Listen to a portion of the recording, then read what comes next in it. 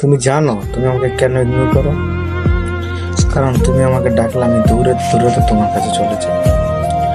আমি কিছু মানুষকে প্রয়োজনের চেয়ে বেশি ভালোবাসি, সেই জন্য আমাকে মূল্য দাও না, সমাজ।